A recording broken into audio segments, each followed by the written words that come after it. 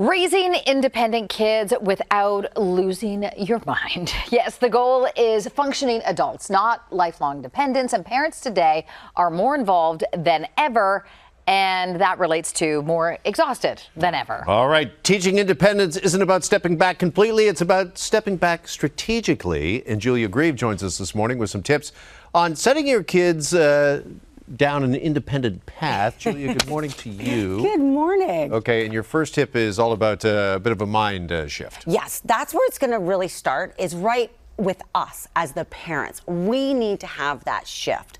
We need to shift from manager to coach. Put me in, coach, put me in. I'm ready to play. You know, like letting your kids have that independence. You've got to, like, if we are constantly managing them, they're never going to learn. And I'm not saying that that shift is easy, and I'm also not just saying that the coach role is any easier. In some respects, it's even harder. Yeah. But it is the first step for sure in raising those independent I feel kids. like I'm heading into the coach territory. I went from full-on manager. I do feel like I'm transitioning there. And All right. Yeah, That's the first step. That is the first step. What's the next step? Okay, well, the next step is layering that independence. Like, independence isn't something that just happens. Like, oh yeah, Mom, I got it all together. I figured the whole thing out. Yeah, no. It's going to come in stages. So I love sort of age-appropriate independence, right? So when we look at, because we've got to build the steps as things get more important. So that 9 to 12-year-olds, this is when they could be packing their own backpacks. This is when they could maybe be walking to a friend's house on their own. I know that's a big one, but these little things starting to get them to do, because when they are now at what, 13 to 15, let's get them to manage the schedules. Sure. Do I have hockey tonight? Have I had dinner? You know, am I going to organize to go out with my friends after school? That kind of stuff. Because when they become 16 to 18, wowza, that's where the big stuff comes. They're managing jobs on their own. They're in people's cars. They're driving. Sure. This is now, you want to make sure you've set the steps for them to, you know, succeed.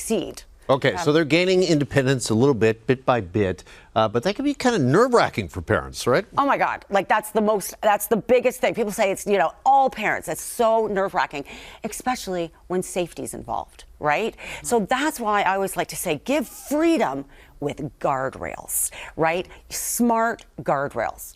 So many parents, they go between the, I don't want to hover, I don't want to be the snowplow, you know, but I want to be more like, did she get there? Why didn't she call me? What's going on? You know, so that back and forth, which is why I want to tell you about my secret, which really isn't that big of a secret, because I will tell anyone who will listen at all, which has been such a game changer for me as my kids have gotten older and letting them have more independence, which is Life 360. Okay, honestly, so amazing. So it is a cross-platform family safety location sharing app. So what happens is you put it on all the phones, everybody's got it on the phone, and it uses real-time GPS tracking to just help with everybody's whereabouts. Now, I cannot tell you the relief that you have when you get that notification that she got to the friend's house or that she got to school. You know, it's all about that. And I do just want to address the white elephant in the room, okay? We're going to think teenagers, right? Oh, my teenagers aren't going to want to be tracked. No, it is not like that. I am telling you, we use it. We got the Grieve family, and we use it as like a connecting tool because we can all see each other. And just so you know, they can see you too. So when we talk about safety, this is what's so great, right? They can tell if you're in a traffic jam and you're not going to get home on time. So it takes away their anxiety. Or they can tell if you're near Tim Hortons and they want you to go through the drive-thru, which I get that call. Or they can tell if you're going by Jazzy's house, Mom, can you pick up my sweater? But it's something that's really fun. It really is. Our guys love it. Well, and that was a concern of mine at first. I'm like, oh my gosh, our parents never had this type of tracking, but they're growing up in a digital age. Yes. And it's almost, they understand it more than we do. My kids now even have the response when I say, tell me when you get somewhere, but then they even say, why? Just look on Life 360. I'm like, okay. Exactly. Yeah, so they're on board. Yeah, no, they really, really are. And then my favorite part, really honestly, are the tiles. Okay, I'm just going to say this right here loud. I do not know how I got through the first 20 years of my marriage without these. So these attach to your personal items. Okay. Like your husband's keys. Who loses them on a daily basis? I'm not joking. Every frigging day, Doug loses his keys. Not anymore. I'm like, oh, I can see exactly where they are. So you can put these tiles in backpacks, so you can see if kids arrived. They can go in a wallet, so if anybody loses their wallet, leaves it behind. And it's connected to your phone. Yes, this is so easy. And again, Carolyn, it isn't about surveillance, right? It's not about spying. It's really about relieving that stress so that you can offer that freedom, so you can start to release the reins. What about when you lose the phone? Yeah, we have a tile on that.